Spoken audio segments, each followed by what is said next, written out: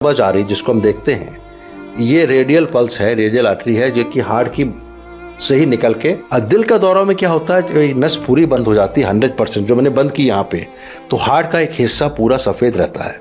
लेकिन सबसे जो रिस्क ऑफ डेथ होती है वो ये होता है कि हार्ट कस के फड़फड़ाता है। जैसे मेरा हाथ देखिएगा, कस के फड़फड़ाएगा और एकदम रुक गया, अब रुका पड़ा है। 70% ब्लॉकेज या 50% ब्लॉकेज या 40% ब्लॉकेज या 25% ब्लॉकेज में भी किसी भी वजह से खून का थक्का जम जाता है। अगर चोट लगी है तो खून आया, लेकिन अगर जरा से छिल जाता है तो खून आता है, फिर जम जाता है खून, क्योंकि क्लॉटिंग सिस्टम एक्टिवेट हो जाता है हार्ट की नसों में। जहाँ 40% ब्लॉकेज था कोलेस्ट्रॉल का, खून का थक्का जम जाए तो वो उसको दिल का दौरा देती है। ट्रिगरिंग फैक्टर्स में very high level of blood sugar, 500, 600, 700, 800 blood sugar हो जाए, ब्लड प्रेशर बहुत ज़्यादा बढ़ जाए, 180, 190, 200, 210, 220, ऊपर वाला नीचे वाला 130, 40। देश भर में इन दिनों हार्ट अटैक के मरीजों की संख्या लगातार बढ़ती जा रही है। सबसे हैरान करने वाली बात यह है कि अब मासूम बच्चों को भी हार्ट अटैक के दौरे पड़ने लगे हैं। वाकई में पूरा देश इस वक्त चिंतित है और परेशान है। बड़ा सवाल है कि आखिर हार्ट अटैक से कैसे बचें। तमाम ऐसी घटनाएं सामने आई हैं जिसमें हार्ट अटैक से बचाव की जानकारी न होना घातक हुआ। इस वक्त हमारे साथ प्रोफेसर विवेक गुप्ता जी हैं, जो अपोलो हॉस्पिटल में हार्ट के सीनियर डॉक्टर हैं। देश और दुनिया भर में अलग अलग जगहों पे हार्ट के तमाम मामलों पर व्याख्यान देने जाते हैं। बहुत सरल स्वभाव के हैं और सबसे बड़ी बात यह है कि जितना हार्ट के बारे में लोग इनसे देश और दुनिया के बाहर से जानकारी लेने आते हैं, समय रहते कैसे इससे बचें, इस पर चर्चा करेंगे। स्टोरी विद अमितेश में आज हम बात करेंगे डॉक्टर विवेक गुप्ता से। डॉक्टर साहब बहुत स्वागत है। देश भर में जिस तरीके से जो हार्ट अटैक के जो केसेस आ रहे हैं वो केसेस सबको परेशान कर रहे हैं। सबसे पहले हम जानना चाहेंगे कि आखिर इन केसेस के आने के पीछे क्या बड़ी वजह क्या है? देखिए, इसके पहले मैं पूरा थोड़ा सा 2 मिनट के अंदर बताना चाहूँगा कि दिल का दौरा होता क्या है और दिल का दौरा क्यों खतरनाक है, वो बात की बात है। लेकिन बेसिक बातें अगर सबको पब्लिक को पता होगा तो अच्छी तरीके से और वो अपना बचाव कर पाएंगे। मैं इसको, हार्ट का एक मॉडल है मेरे हाथ में, ये हार्ट होता है जिसकी करीब करीब यही साइज़ होता है हार्ट का, थोड़ा सा ज़्यादा बड़ा है, जो कि हार्ट के एक बॉडी के एक सेंटर में होता है, थोड़ा सा हिस्सा उसका लेफ्ट साइड में होता है। तो ये दिल का, ये हार्ट का पूरा वो है। इस पे ऊपर एओर्टा होता है जो जाता है। हार्ट एक तरह का मस्कुलर पंप है, केवल एक मस्कुलर पंप है और का काम कुछ नहीं होता है। दिल के अंदर ना तो कुछ सोच होती है, जैसे हम लोग कहते हैं दिल से सोचिए, दिल के दिल वाला, तो दिल इज़ इम्पॉर्टेंट, बट एक्चुअली सारा कुछ दिमाग काम करता ब्रेन। लेकिन उस ब्रेन को चलाने के लिए दिल बहुत ज़रूरी होता है। और ये दिल पे बहुत गाने बने, बहुत शायरी हुई, तो लेकिन दिल सोचता नहीं है। मेरे ख्याल से दिल में कुछ इमोशंस होते हैं, इसलिए लोग कहते होंगे, जो कि बताता होगा ब्रेन को कि ऐसा करो। हार्ट एक मस्कुलर पंप है जिसमें एक 3 नसें होती हैं। हार्ट जिस तरह से पूरी बॉडी को सप्लाई करने का काम केवल हार्ट करता है। हार्ट के अंदर एक मस्कुलर पंप बताया मैंने आपको, जो पूरी बॉडी सप्लाई करता है और सबसे महत्वपूर्ण सप्लाई होती है ब्रेन के लिए। अगर हार्ट रुक जाता है किसी वजह से तो ब्रेन की सप्लाई, ब्रेन के जो टिश्यू होते हैं बहुत सेंसिटिव होते हैं, वो अगर 10 मिनट तक हार्ट रुका रहे और वापस हार्ट आप वापस चालू भी कर दें तो ब्रेन पे इरिवर्सिबल चेंजेस हो जाते हैं और पेशेंट कोमा में रहता है सालों साल, या डेथ हो जाती है। तो हार्ट को लगातार चलना बहुत ज़रूरी होता है। अगर हार्ट 1 मिनट के लिए भी रुकेगा तो पेशेंट बेहोश हो जाएगा। 1 मिनट, 30 सेकेंड के लिए रुकेगा तो भी बेहोश हो जाएगा। इनफैक्ट क्या होता है कि अगर 20 सेकेंड के लिए भी हार्ट रुक जाता है तो उसको चक्कर आता है और गिर जाता है। तो इट इज़ सो इम्पॉर्टेंट। अब हार्ट को खुद को भी तो चल रहा है ना, ऑटोमेटिक पंप है, इसको सप्लाई कहीं ना कहीं से मिल लेगी। तो हार्ट की जो सतह है इसके ऊपर 3 नसें होती हैं, कॉर्नरी आर्टरी कहते हैं। मैं इसको एग्जांपल दूंगा। जो पल्स आ रही है हमारी, जो नब्ज आ रही है जिसको हम देखते हैं, ये रेडियल पल्स है, रेडियल आर्टरी है जो कि हार्ट की से ही निकल के ब्रांच आ रही है। तो हम किसी की नब्ज देखते हैं तो एक्चुअली उसको हार्ट की एक्टिविटी को फील कर रहे हैं। इसीलिए सबसे पहले लोग पल्स देखते हैं, क्योंकि सुपरफिशियल होती है, you can not feel the contracting of the heart जब तक कि आप इको ना करेंगे, ईसीजी नहीं करेंगे। तो आप ऊपर, क्योंकि हार्ट अंदर छुपा हुआ है, लेकिन हार्ट का एक हिस्सा आ गया एक तरह से, तो हमने देख लिया। मैं एक और एग्जांपल देता हूँ। मैंने, देखिए आप कैमरे में देख रहे हैं, इसमें फोटो में मैंने हार्ट की जो नसें हैं रेडियल आर्टरी बंद कर रही है, मेरा हाथ बिल्कुल हाथ एकदम पीला है, मैं देखिए पास जाके देख रहा हूँ, या ये वाला हाथ, और जैसे ही मैंने खोला एकदम लाल हो गया। देखिए फिर से करता हूँ मैं, ये मैंने बंद किया, वाइट है, और जैसे ही खोला वैसे ही लाल हो गया। यानी कि हाथ की जो सप्लाई हो रही थी, दिल का दौरा में क्या होता है, नस पूरी बंद हो जाती है 100%, जो मैंने बंद की यहाँ पे, तो हार्ट का एक हिस्सा पूरा सफ़ेद रहता है, वो उसको दिल का दौरा कहते हैं। दिल का दौरा में हार्ट, जैसे किसी एक नस बंद हुई 100%, तो जैसे हमारा हाथ में कुछ नहीं हुआ, हल्का सा पेन हुआ, लेकिन हार्ट बिहेव करता है डिफरेंटली। या तो हार्ट काम तो करता रहेगा लेकिन धीरे धीरे करके कमज़ोर हो जाएगा। लेकिन सबसे जो रिस्क ऑफ डेथ होती है वो ये होता है कि हार्ट कस के फड़फड़ाता है। जैसे मेरा हाथ देखिएगा, कस के फड़फड़ाएगा और एकदम रुक गया, अब रुका पड़ा है। अब इसमें अगर किसी को CPR दे दें, यानी कस के उसके हार्ट को DC शॉक दे दें, या किसी तरीके से उसको रिवाइव कर दें घूसा मार के कैसे भी, तो वो हार्ट वापस आ जाएगा। यानी कि वो that was a small reaction to the blockage, sudden blockage, 100% blockage of that artery. अब एक चीज़ और जाननी जरूरी है, फिर हम बताएंगे कि यंग लोगों को क्यों हो रहा है। एक चीज़ और जाननी जरूरी है कि हार्ट की जो नसें हैं, इसके अंदर इसकी बोर होती है केवल 2.5 या 3 मिलीमीटर, सेंटीमीटर नहीं है। यानी कि हार्ट की नसें बहुत ज़्यादा पतली होती हैं। अब उस 2.5-3 मिलीमीटर के अंदर अगर किसी का कोलेस्ट्रॉल जमता है एथेरोस्क्लेरोसिस वजह से, जैसे ही बच्चा पैदा होता है वैसे ही कोलेस्ट्रॉल की जमने की प्रक्रिया नेचुरल टेंडेंसी में शुरू हो जाती है। Diabetes, high blood pressure, high cholesterol level की वजह से वो प्रक्रिया कुछ ज़्यादा स्पीड अप हो जाता है। तो इसीलिए 30, 35, 40 साल पर जब कोई पेशेंट पहुंचता है तो वो कोलेस्ट्रॉल जो कि नॉर्मली हल्की सी 5% ही रहेगी, वो बढ़ के हो जाती है 25 से 30, 40, 50%। 50% तक कोलेस्ट्रॉल ब्लॉकेज में कोई तकलीफ नहीं होती। जब तक 70% तक कोलेस्ट्रॉल जमेगा, 70% सुन लीजिएगा, तब उसको छाती में दर्द होने की संभावना बढ़ेगी। 90% हो जाएगा तो बैठे बैठे छाती में दर्द होगा, उसको एंजाइना कहते हैं। 99% हो जाएगा तो जरा सा भी चलेगा या हल्का बाथरूम में जाएगा, नहाएगा, कोई भी एक्टिविटी करेगा तो उसको छाती में दर्द होगा, उसको एंजाइना कहते हैं। It is like a warning signal कि हार्ट की मांसपेशियों को पूरी तरह सप्लाई नहीं मिल रही, क्योंकि ब्लॉकेज आ गया उस नसों में जो कि हार्ट को सप्लाई कर रही है। उन नसों में जो हार्ट को सप्लाई कर रही है वो नसों में ब्लॉकेज आ गया। दिल का दौरा में इसी 70% ब्लॉकेज या 50% ब्लॉकेज या 40% ब्लॉकेज या 25% ब्लॉकेज में भी किसी भी वजह से खून का थक्का जम जाता है। जैसे आप देखते होंगे, आपने कहीं देखा होगा किसी चोट लगी आपके, तो धीरे धीरे करके चोट लगने के बाद खून का थक्का जम जाता है, जिससे कि वो ब्लड आना बंद हो जाता है। ये ऑटोमेटिक बॉडी सिस्टम है कि अगर चोट लगी है तो खून आया, लेकिन अगर जरा से छिल जाता है तो खून आता है, फिर जम जाता है खून, क्योंकि क्लॉटिंग सिस्टम एक्टिवेट हो जाता है। भगवान ने ऐसा सिस्टम बनाया है कि जब बॉडी के अंदर खून बह रहा है, खून सप्लाई चल रही है, देखिए पल्स भी तो खून ही जब बह रहा है तभी तो पल्स आ रही है, वो क्लॉट नहीं करता। वो जैसे ही ब्लड बाहर आता है, हवा से कांटेक्ट में आता है ऑक्सीजन से, वैसे ही क्लॉटिंग सिस्टम एक्टिवेट हो जाता है। अगर वो क्लॉटिंग सिस्टम एबनॉर्मली हार्ट की नसों में एक्टिवेट हो जाए, हार्ट की नसों में जहाँ 40% ब्लॉकेज था कोलेस्ट्रॉल का, खून का थक्का जम जाए तो वो उसको दिल का दौरा देती है। यंग लोगों में आजकल, अब इसका कारण क्या है, खून का थक्का क्यों जमेगा? इसके ट्रिगरिंग फैक्टर्स होते हैं। अब ट्रिगरिंग फैक्टर्स में very high level of blood sugar, 500, 600, 700, 800 blood sugar हो जाए, ब्लड प्रेशर बहुत ज़्यादा बढ़ जाए, 180, 190, 200, 210, 220, ऊपर वाला नीचे वाला 130, 40, ऐसे में ट्रिगरिंग फैक्टर होते हैं। मानसिक तनाव हो जाए, कई बार देखा होगा आप पिक्चर में दिखाते हैं, कस के गुस्सा आया हो, एकदम गिर गया। होता क्या, उस गुस्से में कुछ ऐसे हार्मोन्स रिलीज होते हैं जो कि हार्ट के अंदर जो 25, 40, 50% ब्लॉकेज था, उसके अंदर खून का थक्का जमने की पद्धति यानी कि सिस्टम को एक्टिवेट कर देते हैं। उसको होता, वो नस जो 50% कुछ दिक्कत नहीं कर रही थी, वो सडनली 100% होती है। यंग लोगों में क्यों हो रहा है? मानसिक तनाव बढ़ रहा है, कंपटीशन बढ़ रहा है, फैटी फूड, फास्ट फूड ज़्यादा खाए जा रहे हैं। यानी कि अगर हम इस समय देखें 20 साल पहले या 30 साल पहले, उस समय के अगर हम 30 साल के वयस्क या बच्चों को देखें, 20 साल का बच्चा ही माना जाएगा, उसमें कोलेस्ट्रॉल उतना जमा नहीं होगा। अगर हम इस समय सारा पूरे वर्ल्ड का जो वर्ल्ड की आबादी 600 करोड़ है उसमें हम देखें तो कम से कम 20 से 30-40% लोगों को हल्का फुल्का कोलेस्ट्रॉल जमा होगा। वो cholesterol is actually a platform जहाँ पे खून का थक्का जम सकता है। जमेगा कब?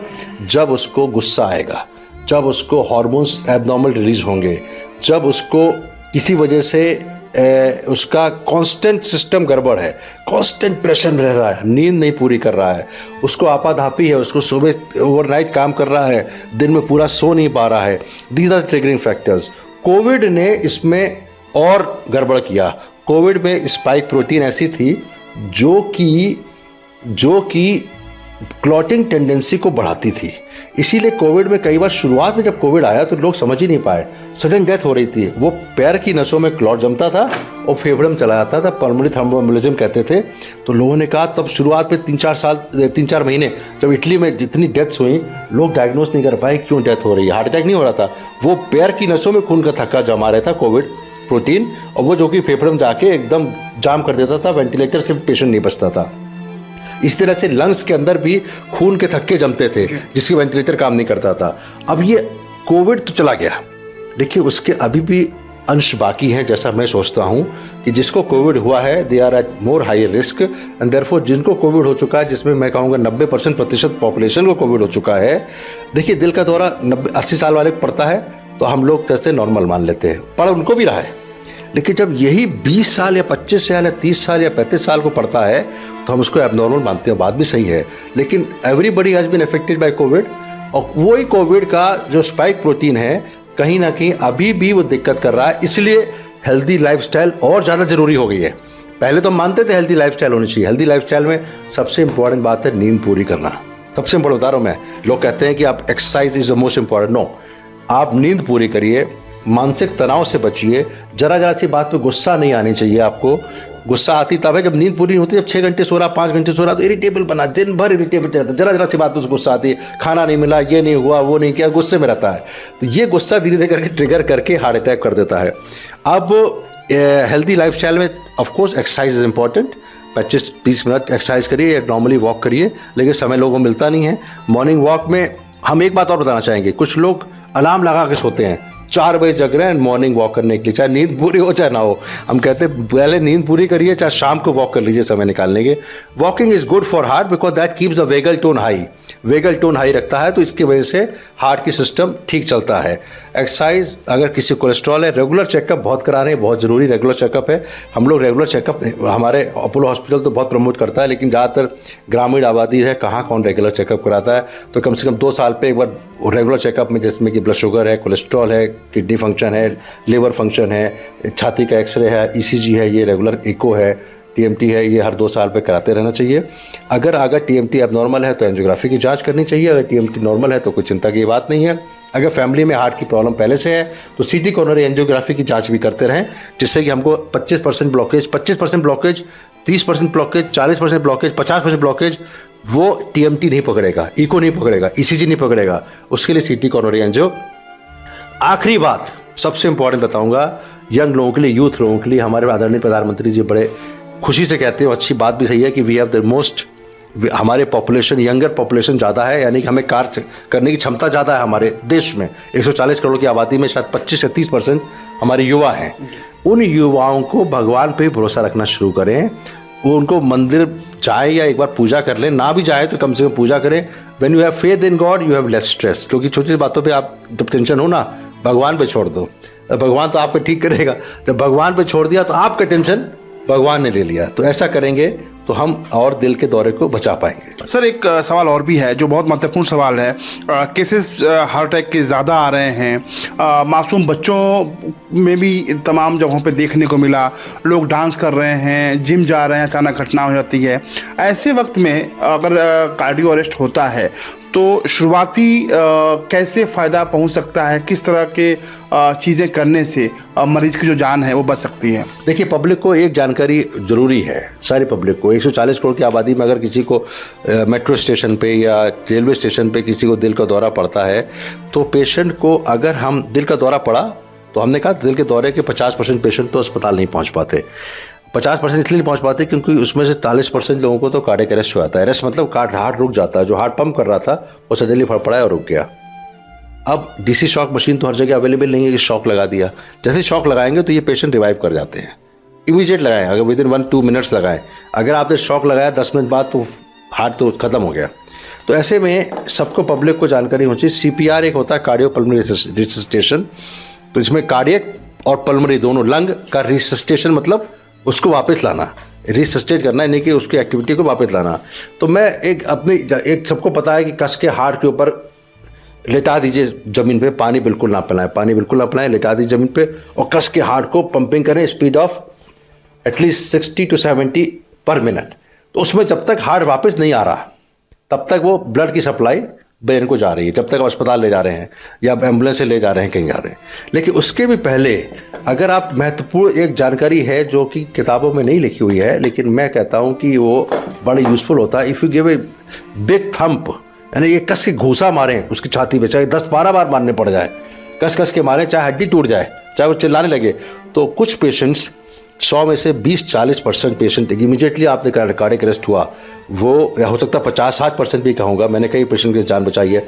लिटा दिया और कस के छाती पे घुसा मारा, उसको ये मत सोचिए उसकी हड्डी टूट रही है, ये सोचिए उसका हार्ट, रुका हुआ हार्ट हम वापस ला रहे हैं। तो big fist, big blow on the chest while the patient is on the lying down on the floor, patient लेटा हुआ जमीन के ऊपर, और कस के आप 2-4-5-10 घूसे मारिए। दैट वे, अगर उससे नहीं आता तो आप CPR शुरू करिए, लेकिन उसमें ही कई पेशेंट्स की जान बच जाएगी। ये पब्लिक को जानना बहुत ज़रूरी है, इससे कई पेशेंट्स की लाइफ बचेगी। ये देखिए, हर व्यक्ति का परिवार होता है, शायद उस व्यक्ति के डेथ होने से उस भीड़ में किसी को कोई फ़र्क नहीं पड़ता, लेकिन उसके माता पिता भी हो सकते हैं, उसके बच्चे भी हो सकते हैं। 1 लाइफ सेव, आपको ब्लेसिंग्स मिलेगी। ये हम कहते हैं, अभी हम एंजियोप्लास्टी करते हैं तो हम सोचते हैं कि लाइफ सेविंग एंजियोप्लास्टी करी, ऑल्दो मेरा कोई रिश्ता नहीं उससे, लेकिन मैं कहता हूँ कि अगर उसकी लाइफ बचाई हमने किसी तरह से, तो उसके बच्चों, उसके माता पिता, उसके भाई बहन, उसकी वाइफ, उन सबको बहुत फ़र्क पड़ता है। 1 life save will give you lot of blessings. इस तरह से कई लाइफ बच सकती हैं अगर पब्लिक को इंटरेस्ट ले। पब्लिक इंटरेस्ट नहीं लेती। होता क्या है, जा रहे किसी की डेथ हो गई, चलो हमें देर हो रही है, हम तो चलो, ये भी होता है। लेकिन जिसको पता है CPR देना, वो रुकता नहीं है पब्लिक। लेकिन कई लोग को पता ही नहीं होता क्या किया जाए। तो मैंने कहा, कस के फिस्ट, घूसा छाती पे मार के, उसके अगर 10-12 बार में नहीं आया तो फिर CPR चालू करिए till the time the patient is shifted to hospital. अगर प्रॉपर CPR हमारे दोस्त राजू श्रीवास्तव जी को मिल गया होता है, क्योंकि उनको जब कार्डियक अरेस्ट आया, जिम पे थे और 2 दिन पहले हमारे साथ खाना खाया है मेरे घर पे, और गाना भी गाया है। वो गाना है यूट्यूब पे, डॉक्टर विवेक गुप्ता राजू, अगर आप टाइप करें तो वो गाना आ जाता है।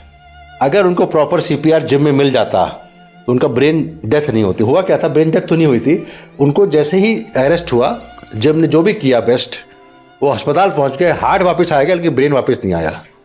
And that is why he was in coma for many weeks. जब ऐसा पेशेंट जब बहुत दिन तक कोमा में रहता है तो उसकी डेथ हो ही जाती है। तो proper cardiac arrest, proper cardiac resuscitation, timely CPR अगर हमको देते, ये घूसे वाली बात अगर किसी को पता होती ना, जिम में उन्होंने CPR देने की कोशिश की होगी, आई एम श्योर, लेकिन CPR में आप वो एनर्जी नहीं दे रहे हैं, हार्ट ब्रेन तक पहुंच रहा नहीं पहुंच रहा पता नहीं है। अगर वो घूसा देते हैं उसको तो हो सकता है वो उनका CPR की जरूरत ही नहीं पड़ेगी। फिर CPR जरूरत तब पड़ेगी जब हार्ट वापस नहीं आएगा। हार्ट वापस आ गया, हाँ, सांस लेने लगा कस के, ठीक है, तब तो अस्पताल पहुंचाई। तो दिस इज़ वेरी इंपॉर्टेंट। बहुत शुक्रिया डॉक्टर विवेक। तो अगर आपके सामने भी अगर कुछ इस तरह के केसेस आते हैं, मरीज आते हैं जिनको हार्ट अटैक पड़ा है, तो आप भी उसको CPR दे सकते हैं। जैसा डॉक्टर ने बताया कि उसके छाती पे आप तेज घूसे से मार सकते हैं ताकि उसके जो दिल है, जो उसका फंक्शन है, वो काम कर सके। फिलहाल आपको अगर कोई दिक्कत परेशानी है, सबसे बड़ी बात यह है, तो आप डॉक्टर विवेक गुप्ता से संपर्क कर सकते हैं। अपोलो के सीनियर डॉक्टर्स हैं इंद्रप्रस्थ दिल्ली में। और उसके अलावा डॉक्टर साहब ने जैसा कहा कि आपको हम सबको अच्छी नींद लेनी होगी और जो तनावपूर्ण ज़िंदगी है इसको दूर करनी होगी। सवाल अपने सेहत का है। फिलहाल एक नई स्टोरी, एक नई कहानी के साथ हम फिर मिलेंगे। आप अपना ख्याल रखिए और जो डॉक्टर साहब ने जो सलाह दी उसको अपने चाहने वालों तक पहुंचाएं, ताकि अगर आपके प्रयास से अगर एक भी जान बचती है तो ये सबसे बड़ा धर्म होगा। मानव धर्म से बढ़कर कोई धर्म नहीं हो सकता है। तो CPR को समझिए और कैसे अचानक अगर कोई पेशेंट आता है तो उसकी ज़िंदगी कैसे बचा सकते हैं, इस पे खुलकर आप बात करिए और ये तमाम जो जानकारियां हैं वो आम लोगों तक ज़रूर पहुंचाइए। स्टोरी विद अमितेश में मेरे साथ बस इतना ही। एक नई कहानी, एक नई जानकारी के साथ हम फिर हाजिर होंगे। तब तक के लिए नमस्कार।